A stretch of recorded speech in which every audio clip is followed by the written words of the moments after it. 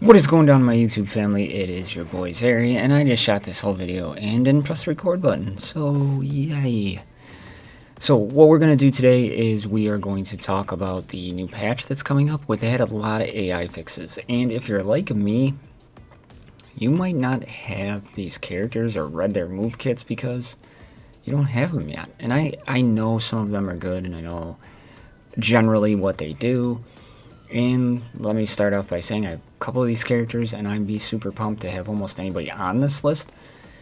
But I'm going to jump into the game. I'm going to leave up the patch notes. I'm going to walk you through what you can see them. Then we can look at their moves so you can kind of see what they're talking about. And at least that what it does for me is it helps me understand the game a little bit more and why they're making these changes. So hopefully it'll help you out too. So let's get into that.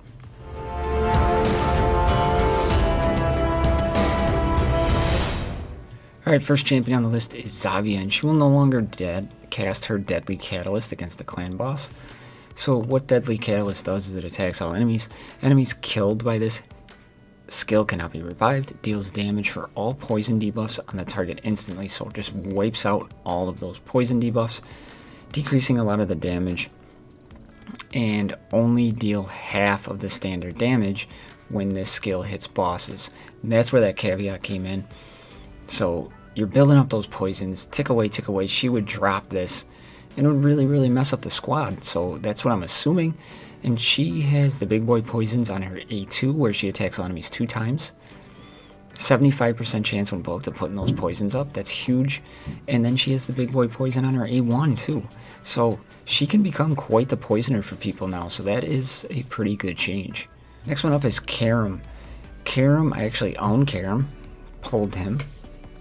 And for some reason, for the same reasons, Karlom will no longer use his Rot Away ability against the clan boss, and he was doing the same thing. He was attacking one enemy, dealing damage from all poison debuffs on the target instantly. And Karlom, he attacks one enemy on his A2, additional 15% chance of inflicting a critical hit, and then he puts on poison on his A1.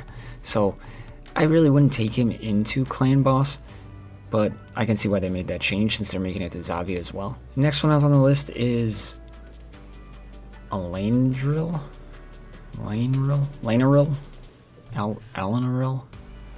I'm terrible with these names. But it is the same thing as true for her Combust skill. Damage from all poison debuffs on all enemies instantly. So, and she, again, attacks all enemies. 5% poison debuff for 2 turns, places a second if the second attack is critical, so that's big. And then she has HP burn, so now she could definitely be put into a team if you're looking for that poisoner.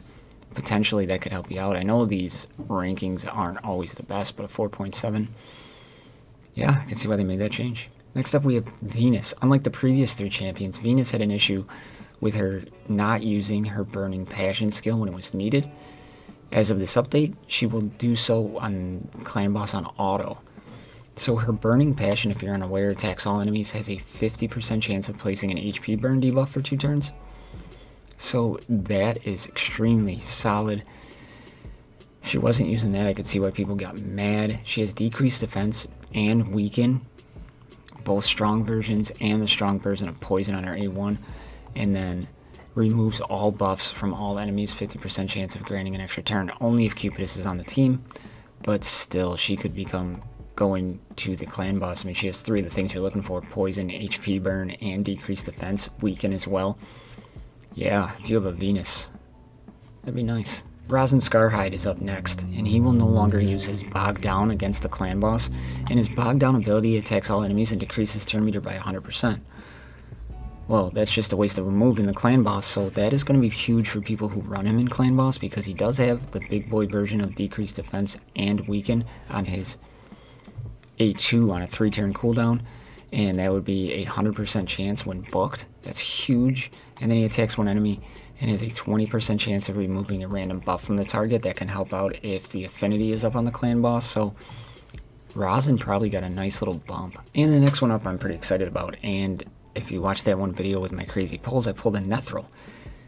I haven't brought Nethril up to 6-star yet because the Arbiter missions, I had a Spirit Affinity champion, so I brought up Mashaled to help me clear out waves in the arena. because Nethril doesn't play right versus the clan boss. You pretty much have to manual it, and it sucked. So I was like, well, I know this guy will be good in other places, but Mashaled seemed better overall.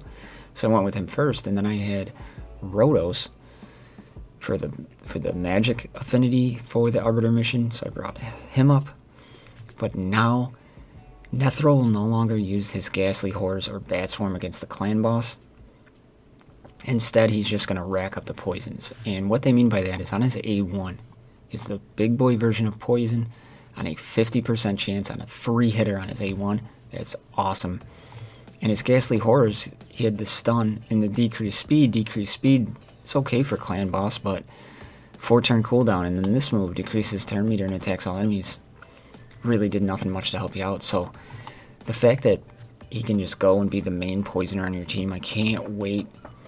I am working on a Force Champion for the Arbiter mission, and I might put that off to go after Nethril to try him out for everybody so we can see what he does. That is huge. Next up is Foley, and Foley is like an arena nuker, and he is one of my favorite looking champions in the game. He just looks so extremely solid. And he will no longer use his Sealed Fate. In his Sealed Fate is he attacks all enemies, decreasing turn meter, then attacks the target enemy. Enemies killed by the skill cannot be revived. Solid move, especially for arena.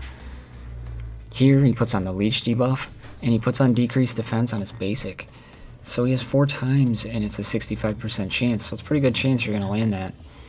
But I don't know if Foley's going to be used as a clan boss champion, even after this. But I don't have one, so I can't test it out, so I'll be watching J-Gigs and Hell Hades, and they can tell me how it goes. Next one up is Aerthar. Aerthar, Sacred Order Epic, and he will no longer use his Brand ability. That's Holy Flame. Brand ability attacks one enemy, places a block cooldown skill debuff for 2 turns on a 3-turn cooldown. Yeah, he must have been spamming that all the time. He does have a 4 times at random, which if you're fighting the clan boss, is going to just be clan boss. Each hit places a 5% poison debuff on a 3-turn cooldown. So that would be interesting to play around with. And he steals a random buff, so he's going to be spamming his A1 until this comes off a cooldown. So every 3 turns, he's putting up 4 poisons, essentially. That would be interesting to play around with. Yeah, we need some ×2 ancients. Over to Demon Spawn and Drexar. Bloodtwin will no longer use Burning Lash against the clan boss on auto. As the clan boss is immune to provoke debuffs, players should be better off with Drexar focusing on keeping up the HP burn. Alright, so is Burning Lash. Attacks all enemies, puts up a provoke. The chance increases to 100% if they're under HP burn. And he puts HP burn on his basic. 30% shot, attacking 3 times on an A1. Alright. Interesting. Over to Barbarians, and Elder Scarg will start using his Hunt of the Marked against the clan boss on auto. Hunt of the Marked is attacks one enemy 3 times, places an extra hit for each buff or debuff on the target. That's huge. Can place up to 3 extra hits, so it can't do 10 extra hits or whatever if you have the 10 debuffs up. But he places the HP burn debuff for 2 turns. True Fear won't matter against the clan boss. And then he steals all buffs from the targets. That is pretty solid, and that would have pissed me off if he wasn't using that before. His A1, he attacks one enemy, places increased speed buff on this champion for 2 turns, and places an increased crit rate buff if it isn't critical. Decreased speed, and it's all this champion. So I don't know how much Elder Scarg really was being used in clan boss. He doesn't pop off and seem like that. Next up is Feign, and I have a Feign. I did 2 shard pulls last one, and I didn't get anything good, so I really didn't put it. I got a Core Ram and a Feign. And yeah, I'm working. I'd love to get Feign up. I have her at 5-star right now, and she will start using her flowing style. And Flowing Style, she attacks one enemy 3 times. The first hit is a 75% chance, 100% when booked, of placing that big version of decreased defense. And then the second hit has a 100% chance of placing Weaken for 3 turns. And the third hit heals this champion by 4% of her max HP for every debuff on the target. So, yeah, pretty stoked about that one. And she does do the poison and can put up the 50% decrease attack, so she's got a lot in her kit and could help out. Is that second poisoner she puts on the decrease attack, that is going to help you out decrease defense. So it's kind of like I can put a Nethril in her, kind of take out like possibly a Tyrell and a what's his Kale, and then put in kick over Frozen Banshee to the lead to increase the accuracy, because I don't got enough accuracy on my team to get up where I need to be. That could be an interesting comp. I like that. You know, could be interesting, so we'll see how that plays out. But yeah, Fane, that definitely will make her more usable, being able to put on that decreased defense and weaken on a 4-turn cooldown for 3 turns. That's big. Essentially, you can keep it up all the time. Next up is Robar. I have Robar on the other account, and he will start using his Merciless Assault, and that's where he puts on the attacks all enemies. Damage increases if the target is under sleep, stun, or freeze, which doesn't go, but the damage on that is crazy. So that'll help out your damage output from him. He does offer the decrease defense. And yeah, if the target's stunned, he can just keep attacking and attacking and attacking. I've noticed that, but that is a crazy damage dealing move, so that'll help out. Over to Undead Horde's Crypt King Grawl. In auto battle, it will no longer use his Elemental Unity skill on the targets that are not under HP burn. Elemental Unity places a freeze debuff for each target, on each target for 1 turn. If they are under HP burn, extends the duration of HP burn debuffs by 3 turns, and it can't be resisted. So the freeze isn't really a big deal, but extending the HP burn by 3 turns is essentially, you can leave that up all fight. That is huge. And he has a decreased attack on his A1 and HP burn on his A2, so that's big. Man, leaving up HP burn all fight. Wow. On to Royal Huntsman. Royal Huntsman will start using his Dead Aim skill in auto battles correctly. Now, it doesn't say clan boss here, so it's just auto battles. So his Dead Aim, he attacks 1 enemy and will ignore defense by 100%. Pretty solid. I don't have Royal Huntsman, so I don't know exactly what the problem was there, but over to Dwarves for Trundle. Trundle will start using her Cloak of Ages skill in auto battle.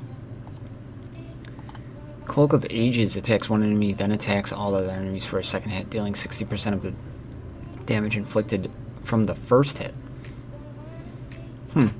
So again, I don't really know what the problem was there, but if they're fixing AI, it had to be a problem somewhere, right? Next up is Spider. Spider will be more likely to use his Glowing Mark skill in auto battle, whenever it's not on cooldown.